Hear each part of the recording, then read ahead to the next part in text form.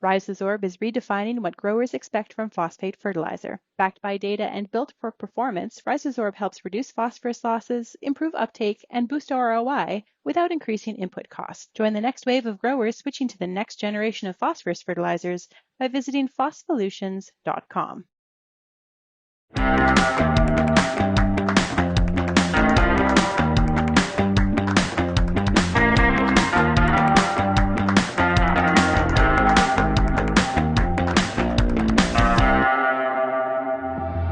Our sponsors tonight are RealAg on the Weekend, the Pulse School, and RealAg Shops. We're looking for new and exciting builds, renos, and retrofits to feature on RealAg Shops, a video series featuring smart and slick shops from across Canada, both big and small. Do you know someone who has a great shop? Nominate them for a tour by emailing shaney@realagriculture.com.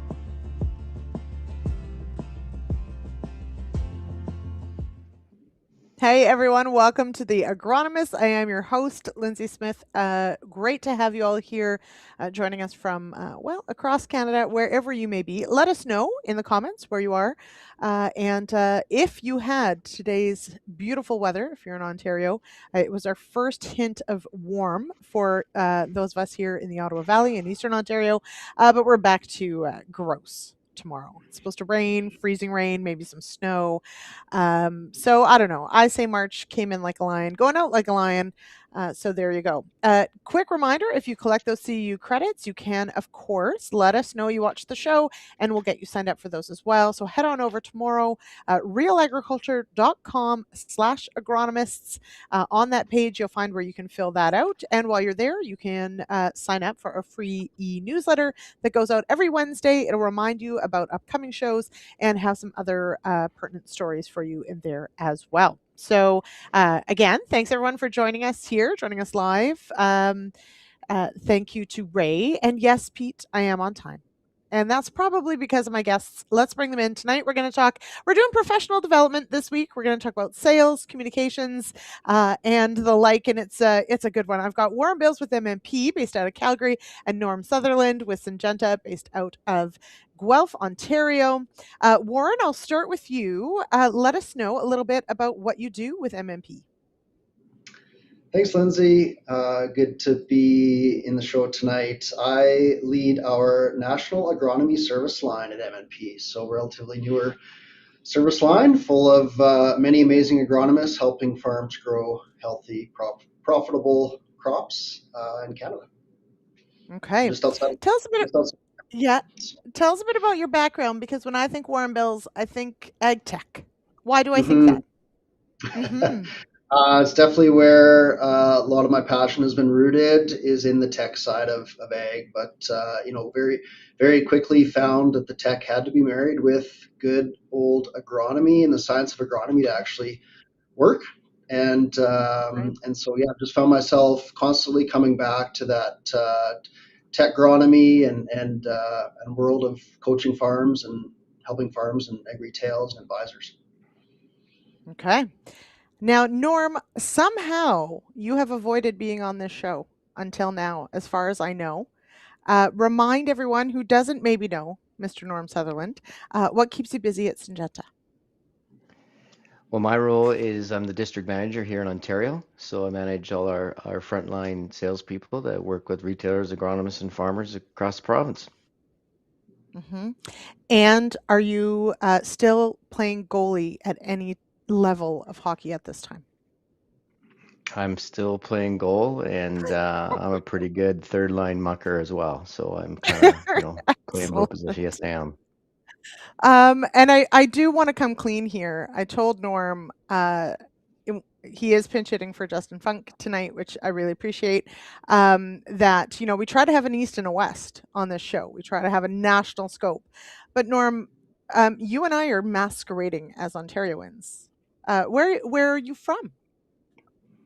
So I'm originally from High River, Alberta, and that's where I grew up. That's where my brother still runs our family farming operation, and came to University of Guelph, and then went back out west, actually, in Lethbridge, where I started out in the industry, and then ended up back in Ontario here in Guelph. So yeah, I've been quite different than most. A lot of people move west once and never come back. I've actually moved to Ontario twice. Mm-hmm. You know what, Norm? So have I. So there you go. We have that in common as well. I also tried to escape back west and went back. Okay, so for tonight's conversation, and I'm really looking forward to this. It's one that we come back to time and time again, but especially in the last few years, I think. Um, and we've looked at this with Real Agri Studies, market research. We've looked at, how people's communication styles have changed when it comes to sales, how farmers want to be contacted, how many people are stopping in to say hello. And I think there's just a fantastic amount of questions to ask on,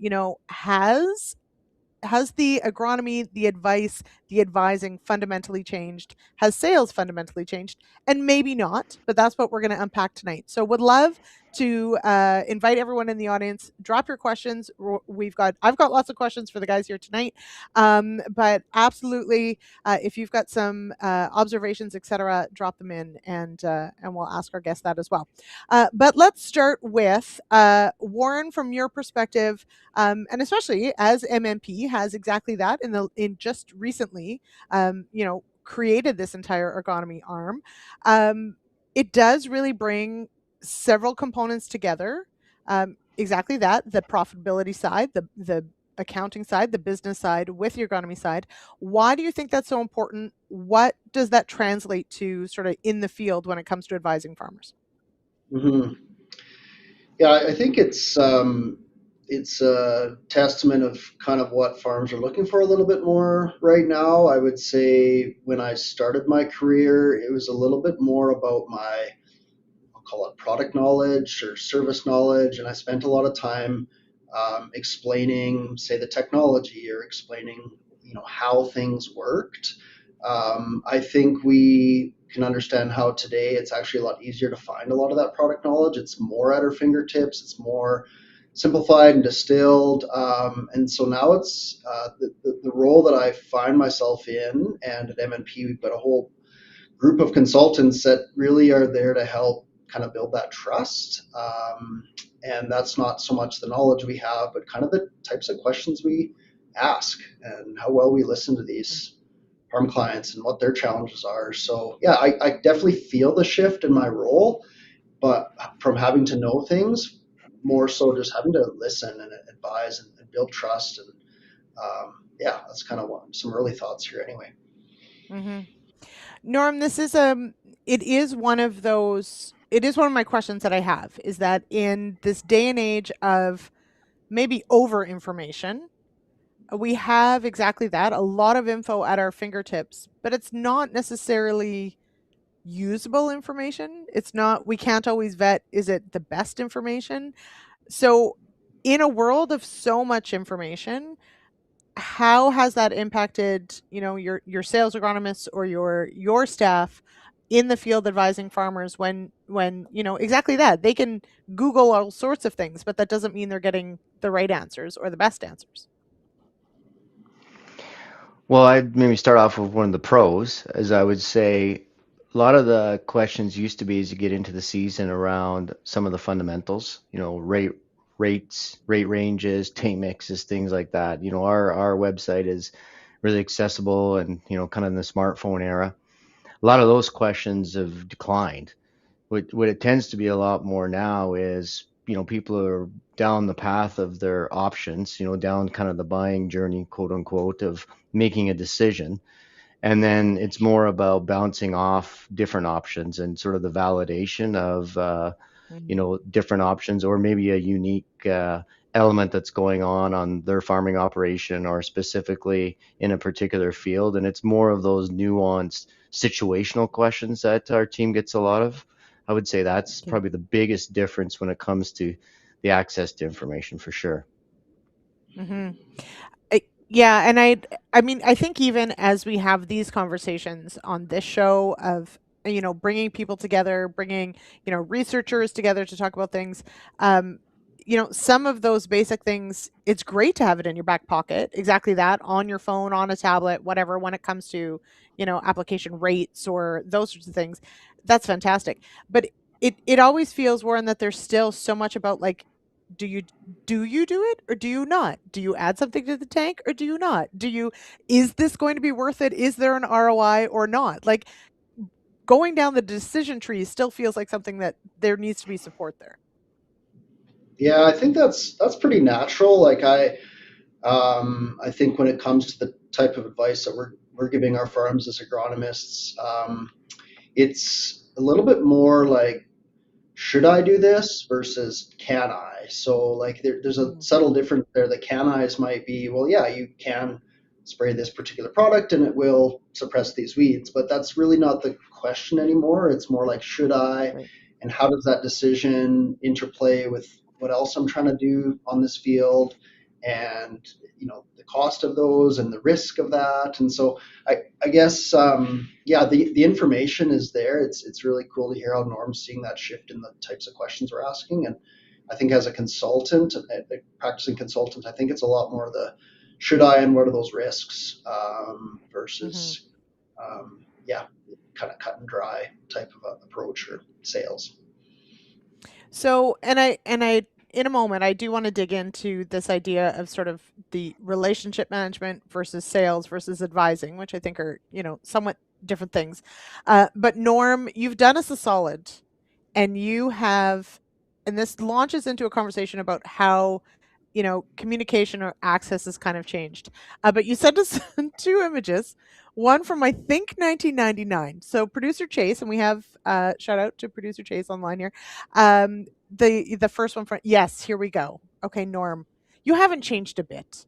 I mean, I think your fashions maybe a little better, but like, honestly. Okay, but walk us through. We have this one, and then Chase, if you can, we'll go to the other one as well. I think it was the first year of Syngenta as well. So a few years later. This is, I'm getting some really great, trade show vibes. Yep, Trade shows are definitely. still a Egg thing, Expo. right? Egg Expo, like, people still love to go. But you've got, I think, I'd love for you to share some of your observations on the access point, the communication side, how that has evolved in more than 5 or 10 years, but maybe more like 20. That's right. Well, this particular picture, when you asked for some photos, kind of how it changed, I came across this one not that long ago because you can vaguely see it, but in the back on one of the panels it says Dividend XLRTA. So that was the launch of Dividend. And when I think back, as I share with kind of our next generation, maybe a little bit of how things have changed, you literally would wait at the trade show booth and people would come up and say, what do you have? And it wouldn't just be about the product in that particular case. You would be educating them on the pests, or in that case with Dividend, we were explaining a lot more about all the soil-borne diseases and sort of the change in the technology and what you can manage with them.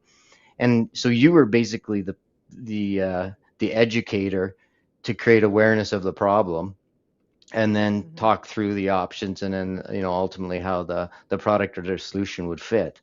And so I think about today, I would say trade shows are generally more a place to connect with people from a relationship and touch base with people, as opposed to people walking up and looking for what's happening. And I think that's the biggest change. I mean, the previous picture, that was a real innovation with the first 450 bottom drain tote. And I think back, we brought that in because you were demonstrating. There was no YouTube video, right, or clips that you'd send That's out. right, You yeah. were like basically demonstrating, this new innovation of packaging, back then, and talking through, how that may make their operation more efficient and how they could set up their spray trailers and things like that. So, you were basically people walking the aisles, and until they showed up at your booth, they didn't really know anything about what you were there for. So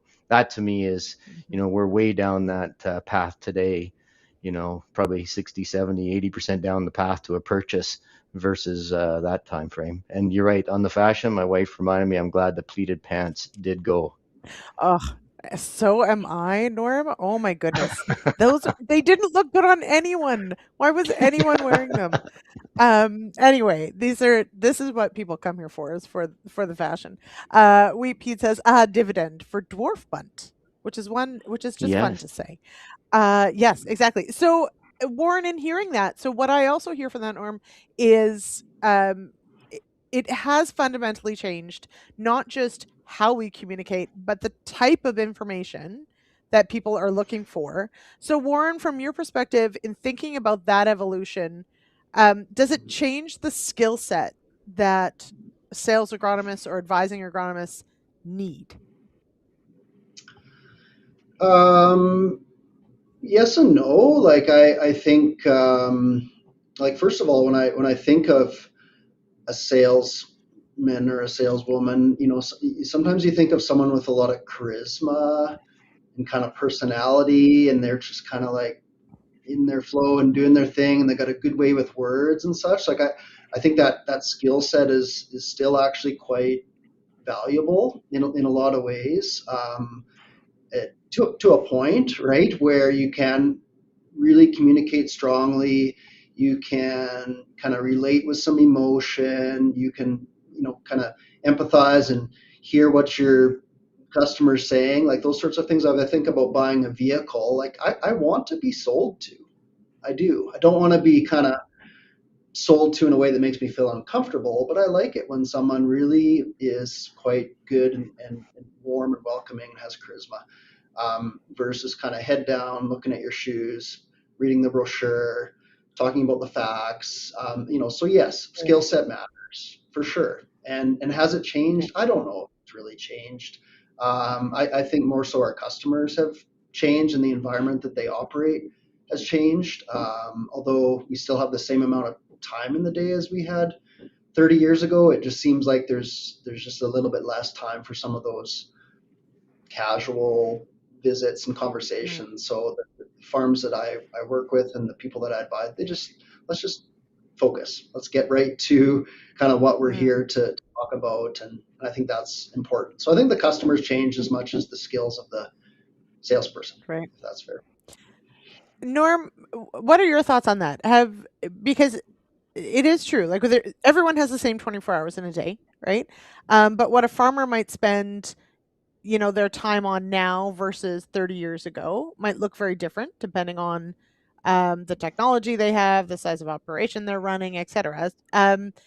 So I think it's a good point of like we all have the same 24 hours. We're going to devote a certain amount of time to either a sales call or a meeting with our rep or whatever. Have those conversations changed in what you're looking for in that time? Or how has that changed necessarily along the accessibility side? Like, are farmers less accessible, more accessible? Has that changed noticeably? Well, maybe I'll talk a bit about accessibility first, and then what's the conversation like second. I think,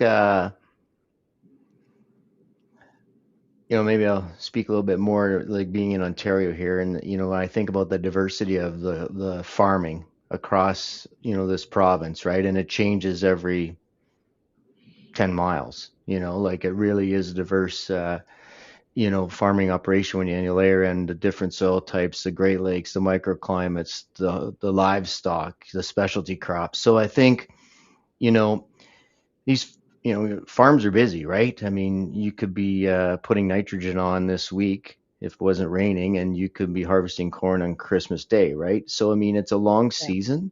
So there's a short off season, really, kind of like, Mhm. you know, I guess kind of like Blue Jays starting up. It's like a short off season compared to last year, right? But it's like so really that winter time, there's really not that much time to interact.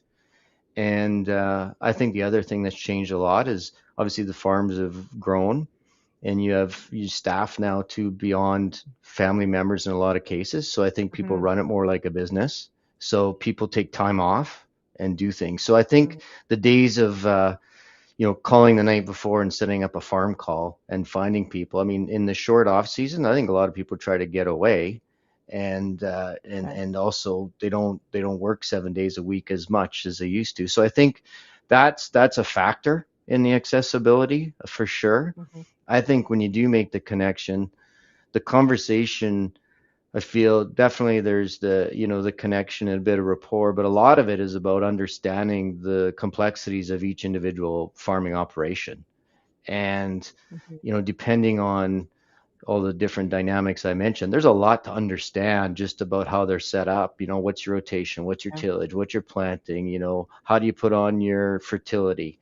And those are all factors, from a crop protection standpoint. And for a number of years, I was in the seed business too. Like you need to understand a lot before you can even be able to help them understand how some of your solutions or products would fit into their operation. So I think that Right. to me is the biggest thing, is that there's a lot going on in any business, and really understanding how they manage that and understand their business is a it's a big I guess learning curve in terms of getting to know an operation to get the right fit. I mean, when I think Mhm. about promoting a product, and you launched, say, Dividend 25 years ago, basically it was the whole market, and you were just creating awareness for a product. And a portion of the market treated seed and the other portion didn't, and you were a promoter, maybe is a better way to put Yeah. it, versus today it's more about understanding and bringing solution.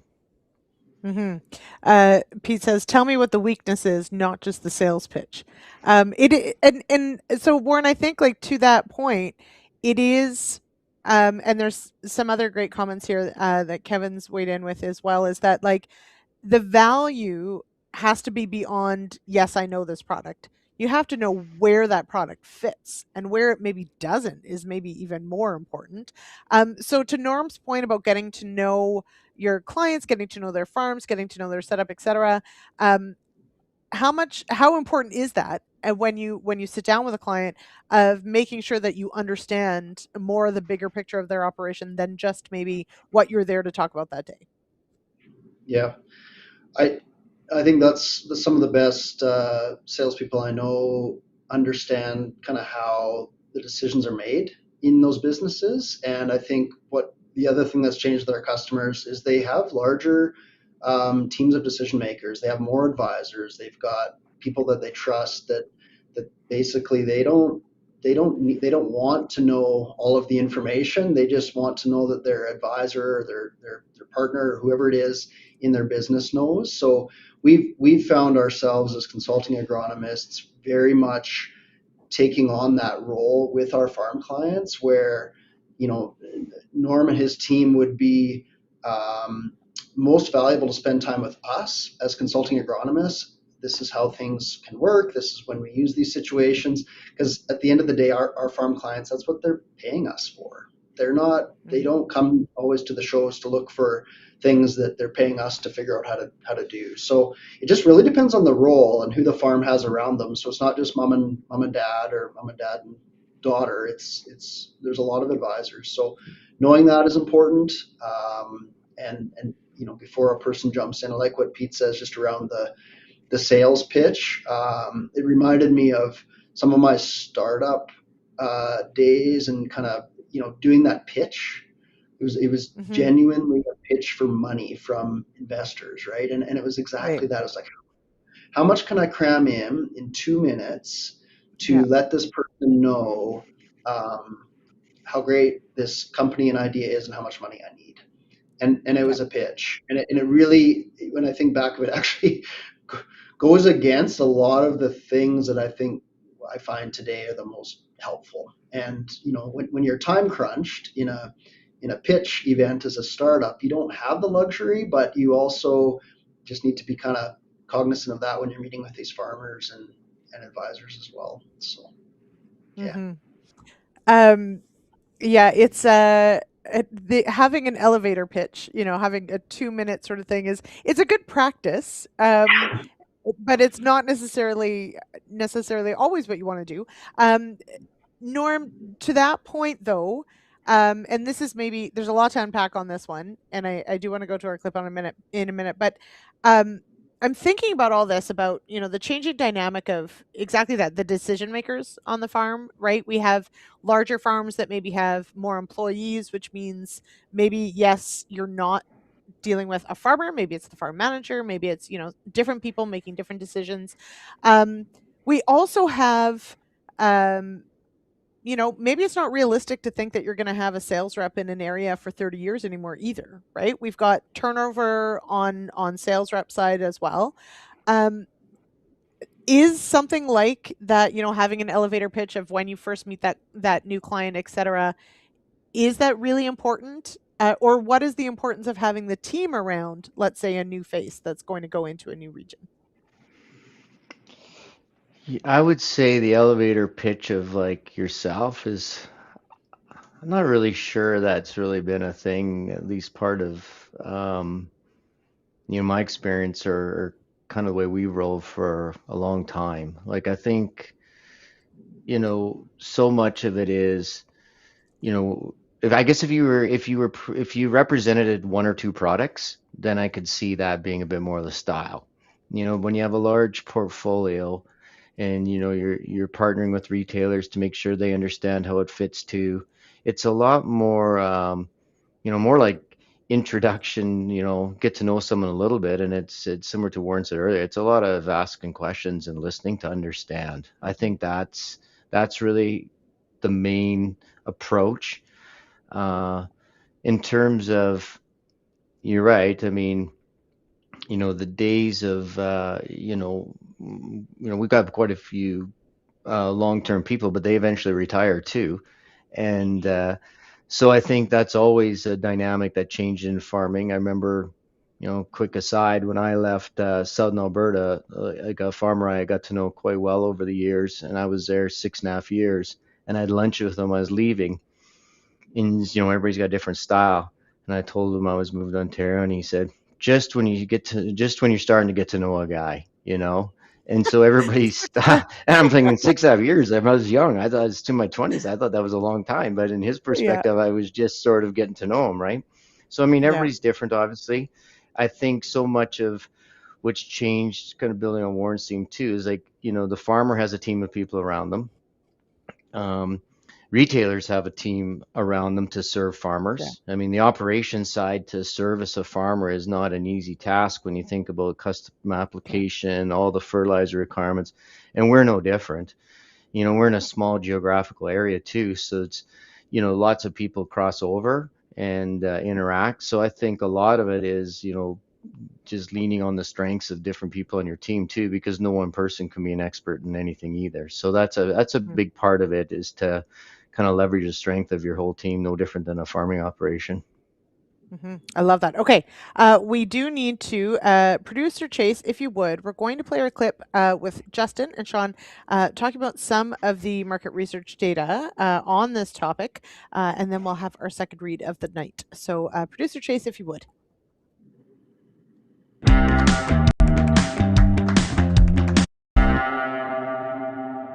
Yeah. So first of all, there's a lot of anecdotes out there around, well, I'm been being bombarded by salespeople, or I never see any salespeople. We also look at in the industry, there's a lot of changing dynamics right now. Farmers have the ability to procure products in many different ways that may or may not involve salespeople. And there's also a lot of turnover that's happening in the field of sales, where a lot of people are retiring or moving to other careers, and new salespeople that are taking their places. And so, with all those changes that are happening, we feel it's important to maybe wrap our head around this and put some numbers to it as well. So, one of the questions that we asked was very simple.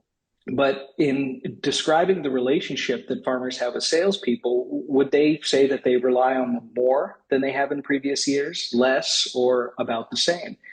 And I'm not surprised to see this, but you pretty much had 14% and 15% on either side saying more or less, but 71% said I rely on salespeople about the same as I used to. So, the role of the salesperson continues to be important, and I don't think it's going anywhere anytime soon. It just may change a little bit. It was interesting yesterday. I was out in Niagara on the Lake and had a great time with a group of Growmark managers from across Canada and the U.S., and we had a really good session. And I was sitting in throughout the morning, and one of the managers from the U.S. said he was giving an update on their on their locations and what they're doing in their business. And it was really interesting. And one of the things that he said was, our customers need us more than ever right now. And I thought, simple statement, but bang on. I guess you're nodding. You agree with that?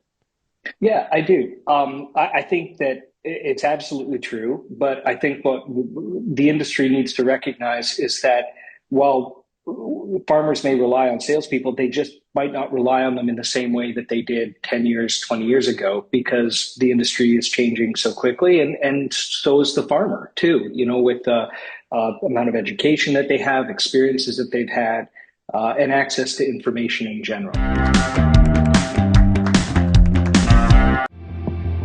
Our sponsors tonight are RealAg Shops, RealAg on the Weekend, and the Pulse School. From pulse seed quality and selection to made in Canada varietal development and on to disease management, marketing development, and decisions, the Pulse School keeps farmers in the loop about pulse production. The Pulse School is made possible by support from BASF. Learn more at pulseschool.com.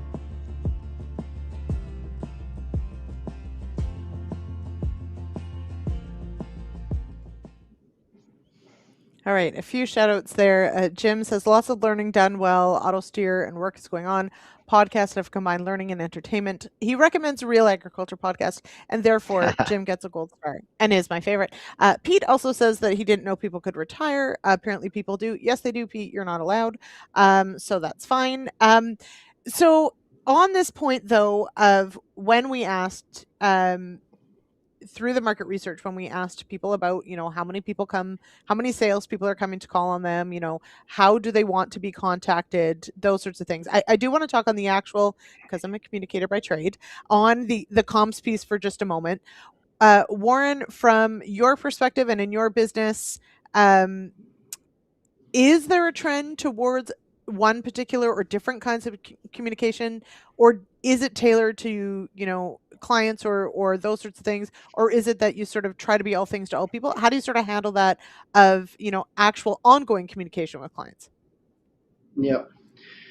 Definitely not all things to all people. I think every person has their preference on how they want to be contacted. So we try to just set that expectation up front. I know lots of people that I've tried to text and they never get back to me, right? But that's because that's not their preferred method of communication for whatever reasons they have, and that's just fine. So it kind of goes to say even the type of communication is very much dependent on what that client feels. We have found actually in the last year and a half here with this new agronomy service line, now that we have offices that we can use and leverage and find our people in, it is surprising how much our customers want to come see us too. And it's not, we're probably maybe used to just going to their farms and sitting at their coffee table or their shop, but when you have an option to have them come see you, it's surprising how many take that up. And maybe just rethinking that approach of making a farm visit, is that always the most convenient for them? Do they feel that extra pressure because the kids' clothes are on the floor, the cookies aren't made, or they have to do the coffee, or maybe they don't want you around the shop because you're seeing other things from other companies? So I'm already feeling and seeing a little bit of the shift with our agronomists that are using our office spaces and say, hey, come meet me here. And we'll sit down. We've got a boardroom. And then you've got all the tech and everything kind of also really easy to use, which sometimes is needed. Sometimes we need the tech and not hovering over a glossy brochure or a little iPad screen. And so anyhow, just some things I'm noticing on ongoing communication, but also just how we sell and position ourselves professionally. Mm-hmm. Norm, have you noticed, if there's any one stream of communication that is favored, or is it really about understanding what your customers want and need and delivering on that? I'm like Warren, I like texts. If people cold call me, I'm probably never answering that phone. Just so most people know, which is silly for the job that I have. But I mean, people really do potentially value face to face. Other people maybe don't want, or especially don't want someone just dropping in. So how do you navigate, what a client really wants and is going to value? Well, what comes to mind for me, it's more probably the timing of the year. Like I feel in the off season, people do appreciate connecting at events or trade shows or small or grower meetings, that type of thing, Mm-hmm. and that having that connection with people.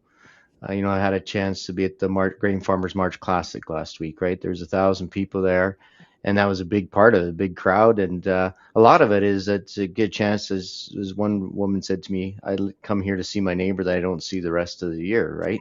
So I Right. think that part in the off season is still really important. And I think the awareness, coming out of COVID and mental health, actually people really know that connecting with people is a good thing.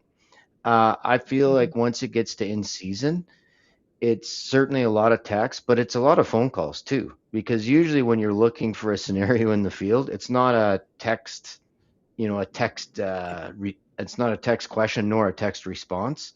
So I think still when things get rolling and you have it stated there, right? If you've got auto steer, which pretty much everybody does, you got a little bit of time to make some phone calls too and clarify a situation. So I think it's text is good for the dropping a pin to check a field, all Yeah. those kind of things. Like that's where it's really productive. Uh, but I think when it comes to actually like solving problems and dealing with stuff, a lot of it's phone calls. So I guess Mm-hmm. to your point is, I guess you need to be good enough a relationship that you're actually in the contacts, so people don't think it's a Right. robocall when they call, right? That's right. Yeah, that's a really good point. Actually, is that if I don't recognize the number, chances are I'm like, we're just gonna wait to see if they email me or text to follow up because I'm not sure I really want to answer that. And now we have phones that if you are a strange number, you have to tell a robot who you are, and then the robot lets the person know, and then the person lets the phone call through or not. So that's even better, right? So yeah, good point. Need to be in the contact list with it, which is really important. Now, there's also um, a key point here, Warren, that you wanted to hit on, and I think it is a really important one, and it does play into, as other people in the chat here have pointed out about, the value that an advisor adds is the things that aren't on a label, is the making that call of should you, not can you, those sorts of things, and you wanted to hit on the difference between um, sales or just selling and being a trusted advisor, and are those different things, or why are those different things, and why it's so important?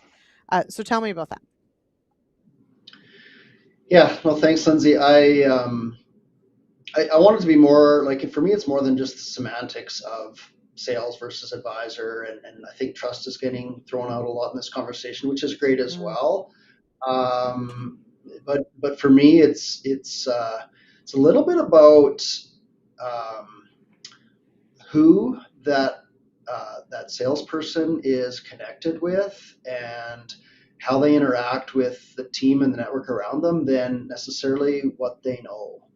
I don't know probably that much more about all the chemistries and products and active ingredients and everything than I knew 20 years ago.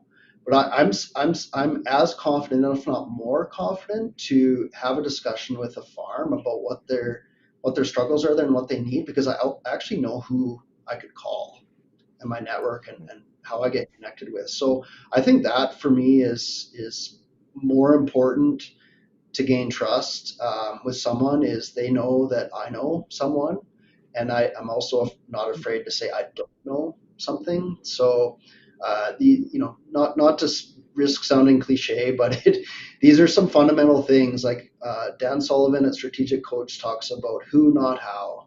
And as soon as you're stuck on, well, how do I do this? How do I do this? Well, there's probably a who out there that knows the answer to your question, and I think that fundamentally can go a long ways as I personally look for help, but also as my clients do. So yeah, that's probably what I mean the most when I think about building trust and becoming an advisor, is just getting on their side of the fence and of the steering wheel, and yeah, trying to mhm. understand and not being afraid to say I don't know. And Norm, from that same perspective, you said something I think that was really important before this call, which was from your perspective, it's really valuable that your customers, your clients, know as many people on your team as possible. That, they might have one major point of contact or one major person that they maybe see on a more regular basis, but it's really important exactly that they know there's a whole team of people behind them that they can reach out to or access or talk to and sort of draw from. Well, certainly, and as a crop protection manufacturer, I mean, we spend a lot of time in Ontario market with our retail partners, and many of these retailers span multiple locations or have a bigger trading area. So it's very Right. common that if there's an issue in the field somewhere, it could be a customer an hour away. That it's much easier for one of our other people, more efficient in season for somebody else. So I think Yeah. understanding, and I guess that's part of in the winter time when you're at different places and at events and different things, you get chance for, your retailers and farmers to get to know the broader spectrum of your team. Hmm. As you mentioned, there's always, you hope people, you've got people that progress their career and move on into some other role outside of sales. So there's always going to be somebody coming in, and we always start. We generally have younger people that join and they succeed and thrive quickly as well. And I think a lot of it is because you have the support behind you. And I think Hmm. once, I still think that we hear references to, some of our people that have retired like 17, 18 years ago, right? And, Yeah. the neat thing about farming business and a lot of the retail businesses here, they're independent businesses, so the generations don't change. And so there's a lot of continuity through the multiple generations, and I think that's actually one of the fun parts about being in this industry is that the next generation and the connection. So for sure, I think that's in the challenging times, that's really what makes it a lot of fun. Hmm. It is fascinating, though. I think, um, I mean, between the two of you of hitting on exactly that if your clients or customers, if the farmers know, or your retailers know, or your sales agronomists, whatever, know that they are well networked, can find that answer for you, and exactly that, Warren, they're not afraid to say, you know what, I don't know what the answer is, but I'm gonna find it. The key is, though, you better get back to me. That's that you never let somebody down, right? And say, like, I don't know, but I will find out. Then go find out and get back to them ASAP, which is so important. And that builds that trust and that builds that relationship. Um, Trust is, of course, earned. It's not a given. It definitely has to be earned. Um, we're going to just before we head into. I've got a few last questions for you here, but somehow it is already quarter two. So, producer Chase, could you line up our last read of the night, and then I've got a few last questions for our guests.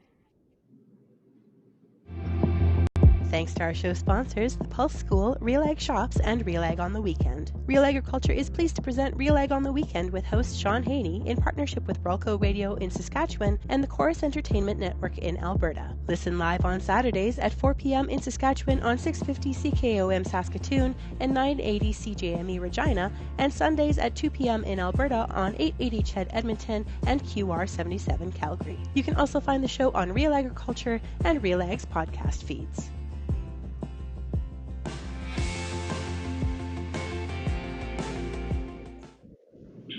All right. So, for this last part, a few things I want to touch on. Trust being a major one of them. And so, leaping off that, and Warren, maybe it's scary that you can read my mind, but we live in a world of AI, of artificial intelligence. Though I am a livestock producer, so I think of something else. But we live in this world of AI. AI so far, and we had a show last year on this, about how you can use all sorts of really cool tools to help keep you organized, to keep track of your notes, to all those certain things. But we also can see it used. Maybe not nefariously, but maybe there's a lot of things that maybe can we trust it? I know that here at Real Agriculture, we use AI for a few things. It's really good at taking notes and organizing them. It's really good at making agendas. It's really good. It's not so great always at some other really important things like spelling people's names, etc. But anyway, Warren, what are your thoughts in this day and age as we I feel like we're just on the cusp of like really understanding all the things we can do and what we will eventually do with AI. But what are your thoughts on in this moment and trusting AI? How do we navigate this? Yeah, I think I'm by no means the AI expert. I've quickly learned, I used to be the tech one, Lyndsey, but now I've Yeah. quickly learned I've been surpassed. And I will say you started this call by saying Google it. And I don't know if that's Yeah. still a thing now It or if is that, sort of. that Yeah, exactly. But do people just ask ChatGPT now? I guess. I don't know. Yeah. yeah. So Yeah. I also understand what Google it means, but I don't know. And why did we trust Google, Mhm. right? Mhm. Why do we trust Google? And now we're not thinking we can always trust the AI and such. But regardless, I feel like there's a few things that I think stand out to me as other ways to build trust. And I don't think AI is good at this. And one of those ways is to not always be agreeable.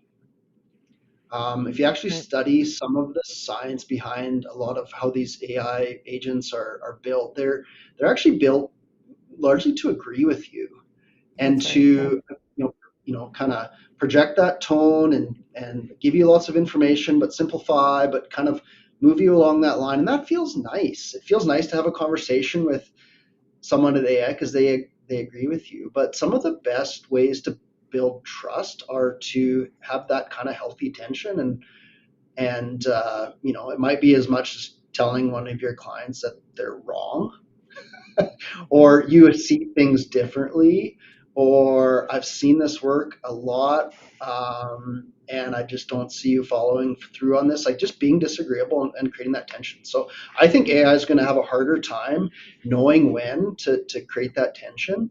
The other part is you said at the start, like getting back to you. So now there's probably someone on the line here that says, oh, well, Claude Code and my super agent, they get back to me every morning and they know what I'm thinking. And maybe, I don't know, but when you do have outstanding questions and then you've got to move on to the next task, do you have that? Do you have that AI kind of getting back to you, or is it again put Yeah. more pressure on you? So I feel like this whole agreeableness of AI is not going to be that trust builder that we need. But that Yeah. isn't to say it is an absolutely amazing way to get a lot of information down into a place where at least I can understand it, and then ask people that I trust, what do they Mhm. think? So it's augmenting a lot of the way that we make decisions. Mhm. Um, Norm, what are your thoughts on this one? I have many opinions about this, but we could spend the whole rest of the show on this one. But I have other questions. But I do want to give you a chance to weigh in here. I mean, I feel like we were up against, and I know Pete put it in here. Should people be on social media? I mean, we have been battling misinformation or disinformation on social media for the past 20 years. Now we've got AI that can generate, yes, really good information, but also potentially really crappy information. And if you don't have the experience to know that it's crappy, you run the risk of it being out there and no one really vetting it. So how do you sort of view AI right now, and how we manage this as far as information goes? Well, I think it's a great thought starter to solve a problem. If you have a situation where, I heard two or three examples last year in specialty crops where, in those markets, those type of farmers, they seek information far and wide around the globe, right, for a Right. specialty veg crop or something like that. So, they feed in, what they observe in the field, what they think's going on condition wise, and say what happened. And you know what? You probably get, at least the one example fed back to me. It sort of gave me like two-thirds of a partial solution to get me thinking about different things. And then I Hmm. took that and was able to ask better questions to Right. clarify. So I guess in that situation, my take on is that it sort of helped you with what you didn't know, Right. and what you don't know, but it kind of provoked you to start asking more questions from a curiosity point of view. I think that's, certainly a pro. I know playing around with just, seeing what would kick out with some of our own products, the initial watch out right away is it draws a lot of information from the United States. And Right. so, Yeah. you have different regulatory systems, right? So you have different, the Yeah. fundamental, things I said earlier, which is great about our website, is like rate ranges and tang mixes that's registered from the PMRA. That's accurate versus when you kind of get a heads up when you see, pints and things like that as your rates. But I think those are the things that you gotta dig deeper than just the initial report. Mm-hmm. Now, hearkening back to, and yes, I can use that word. Warren, you mentioned that sometimes challenging someone or calling out some of the value is in not just being agreeable, which you're right. These the large language models are meant to keep you engaged and on the line and keep you using it. I don't know why. I don't know what the end game is. Using energy, I guess. Anyway, so Jason out of Manitoba shares, farmers want you to be assertive, tell them what they need to hear, not what they want to hear. And I would say too, like personally, if I think about if I'm either accessing a product and I have a sales agronomist, or I've hired an agronomist to advise on something, I want them to be able to make some judgment calls, tell me why they think one thing over the other, why they think something's a bad idea. Obviously be able to communicate it in a way that they're not calling me stupid, but be able to say, like, here's my experience and this is what worked well for, in that sense. And so I think there is a certain level of respect there, of you're confident enough to know what you shouldn't do, or tell somebody that you don't think it's a great idea and why. I think there's definitely some value in that for sure. Now there is a good question though, and I do want to touch on this one. And definitely there was someone, here it is. Yes, Mark says, I think suppliers need to be accessible to producers' questions, whether it be through social or a company chat line, cell, text, voice, whatever, but needs to be available. And I agree. But Pete asked earlier, and Norm, I'll go to you first on this one. We are sort of, I mean, obviously social media is still everywhere. It's not going away, but I mean, Twitter had its heyday, and sort of, everyone was on there. Now we've sort of split more. We've got TikToks and Instagrams, etc. There's still viable ways, obviously, that people access information, but maybe more importantly, they also access companies and people. And so from that perspective, how important is it, or is it more of a liability to have salespeople, staff that have social media presence that is work related? Is that still a critical component of comms, or is it less so than it used to be? Yeah, great question. I mean, I think it still has value, just not as much value as it did. I think when you go back 5, 6 years ago, when especially Twitter, the people that you followed, and you got the Yeah, information from the people you wanted to get. I actually think it was a great tool, especially in season when people are yeah, seeing stuff and sharing stuff. I think there's a ton of value, and there's still some value in that. It's just you obviously got to get through all the feeds, and you just yeah, don't get the people you want anymore, right? So I think some of the AI things that you can, put on your YouTube videos and things like that pop a bit and can access it. I just think it's effort that unfortunately doesn't really land where you want it to with local yeah, people, and that's I think where it was a great tool at one time, and I just think it's been diminished over time. So yeah, it's probably not nearly the value that it once was, 5, 6 years ago. mm-hmm. Warren, your thoughts on that? Do you agree? Do you see social being less of a sort of connect tool to the person that you maybe want to talk to, and more of a general information tool? I think so. I don't want to add too much. I don't have that supplier view into the market right now to really say how important that is for our customers. I think maybe the question's asking like, hey, I don't know by going to your website who I should be in Mm, contact with. yep, And some of your people are more accessible on social channels, and yep, they're willing to engage on DMs with me. So it might be just as simple as that. But yeah, I would say using accessibility as a sign of trust is probably important as well. And if you have a hard time getting a hold of a business or somebody that has the answer, then it's going to be harder. It's just going to erode that trust. Doesn't mean there's anything wrong with the product, but it should yep. be easier to get a hold of people. So yeah. Yes. As someone who works in media and sometimes has to track people down, I understand why, websites did away with email addresses and those sorts of things that were direct, because it did cause a whole bunch of problems with bots and etc. But Warren, it's a really good point that there as humans, we should be able to navigate to a way to actually get in direct contact with someone. It's not that hard. There are ways to do it that it still allows you to be accessible, and this is where, having teams that have people and Warren, as Mhm. you pointed out, even real offices to go to, which is amazing. And Norm, you've got a team that's actually out on the landscape that people probably know and can actually directly contact. So, like, that makes a big difference. It is incredibly important to be able to actually find a human in this day and age. And I know chatbots might be, you know, all the rage for some things, but I don't know that I've yet used some sort of AI bot that I haven't just yelled at my computer. And maybe I'm showing my age of just like, give me a human. Like, I just want to talk to a real live human, please. So there you go. Okay. I think I think that Oh, go the ahead, Warren.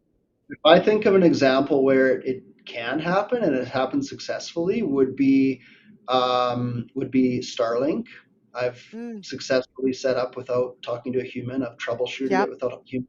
Okay. My iPhone. So it really is maybe a little bit dependent on the complexity of the Yep. product or That could service that be. we're talking, and we Yep. should think about that. If we do have some very simple, straightforward Yes. things, Yep. then maybe there's a way to leverage. But you're right. I Yep. think with agronomy, it's a little bit more complex than showing up in a box with some Right. Then just arrows. Yeah, intercepting a signal. It's a little more complicated, I should yeah. hope. Okay. So, but one question I did want to touch on, and Norm, I'll go to you on this one, although Pete says, I don't know, Albert Tunuta never responds to me. Pete, he doesn't respond to me either. He just, when he has time, he will. He just doesn't have a lot of time. Some people are just terrible at that too. Okay, but I have one question on the sales, the comms, the relationship, the trust. I mean, there's so many things to unpack on this one, but um realistically, not everybody is besties, right? Just because, you're a sales rep for an area or you are the retailer for an area, I mean, there's going to be a certain amount of people that you just aren't, maybe you don't hit it off right away, whatever. Norm, how do you navigate sort of you know, you're not necessarily going to be best friends, but there's still incredible value in having a good relationship. How do you support staff in sort of working through some of those maybe more challenging relationships? No, that's a great question. I mean, I think it starts with some of their self-development is or professional development really around self-awareness and your own style. And then, some of the fundamentals on how do you adapt your style, right? I mean, recognize that as us serving customers, that's on us to adapt our styles to understand and adapt. I think to your point about not everybody can be besties, I think, that whole element of diversity drives creativity too, right? So I think maybe on the other side of, if you're on the farmer side of it, sometimes someone that's a totally different style to you might jog your thinking to think very differently than maybe someone that you just normally easily connect with. Maybe you guys just keep talking about the same things that you're both in your own comfort zones because you line up on your styles. So I think Yeah. that would be, it's adapting on our side, and it's maybe just recognizing that diversity drives creativity and different thought. Mhm. Yeah. Warren, similar question. I think about when you've got a really great team and people have different strengths and you recognize their strengths and weaknesses. We all have them. You know who's really good at certain things or who can whatever. But at times, you get into those situations where it's like two people just, maybe are find each other a little difficult to deal with. How do you sort of Yeah, navigate that? yeah. Yeah, I think Norm hit on some good things. I'm a self-proclaimed recovering conflict avoidant person who has learned that sometimes it's better just to simply earn trust than have to be likable. And I don't Mm, like back to trusting. I don't think you have to be likable, but you do have to have their trust. And I think we kind of in our firm we lead a lot from our values, and one of those values is just to lead with humility and respect. And those two those two fundamental values, like if I respect someone, even though I might not like them or they don't like me, then that also goes a long way along with the trust. So, and then I think humility comes in when I can admit that I was wrong and I didn't give the right advice, because that has happened and will happen. So, though, kind of getting past the personality thing, I don't think it's fair to try to match make and swipe left and right with the right people to have to figure out who works best together, because then you end up with that agreeableness issue Right. again, and you have fun together and you get to drink beers at the trade show, and that's great, but maybe that's over clouding some of the what's best for your business and your farm. So yeah, Yeah. I don't know. I think we are a little bit, even as Canadians, if I could speak to our culture, a little bit concerned about that. You travel into the Yeah. U.S. and go to some of those shows, you interact with those farms and those reps. Yeah. It is different. Sales and Yeah. communication is different. So Yeah, we are all allowed to speak to our own cultural failings as Canadians. It's a very Canadian thing to do, Warren. We yeah. do it a lot here at Real Agriculture. So yeah, and we were sort of thinking that maybe we would have like our sales and comms at completely different east and west. Probably not. Although Norm, you did I think point out some of those key differences of just how diverse the market can be and different microclimates and those sorts of things and maybe different challenges that you have to deal with. But to your point, Warren, I do think the north-south difference is pretty Mhm. remarkable. And so there are always things that we can, from my perspective, that means there's things we can learn from each other, right? Maybe a little Canadianness down there, maybe a little more recognizing its business up here, because sometimes I think we get hung up on our feelings a little bit. And it's okay to apologize, but also sometimes you got to tell people they're wrong because they are. And that's okay. Um, and I'm the host, so you can't tell me I'm wrong. Right, Norm? Is that how that works? Just happy to be here, Lyndsey. just happy to be invited. Okay. We are out of time. This was fantastic, and I appreciate you both so much for your time and your thoughtful answers and your insight into this one. Really appreciate it. Ray says I would have phrased that as Canadian cultural winnings, not failings. Ray, that's very Canadian of you. Ray DeBanco, hats off to you, sir. I shall send you some maple syrup. There you go. Anyway, okay, we're going to leave it there. Thank you, Warren. Thank you, Norm. I really appreciate it. This has been a lot of fun. Next week, we're going to talk, we're going to head back into the field. We're going to talk about nitrogen released from soil and trying to predict it. 8 p.m. Eastern, Monday, of course. Warren, Norm, have a wonderful week. Thank you so much. And everybody else, have a great week as well. Cheers, everybody. Thanks, Lyndsey.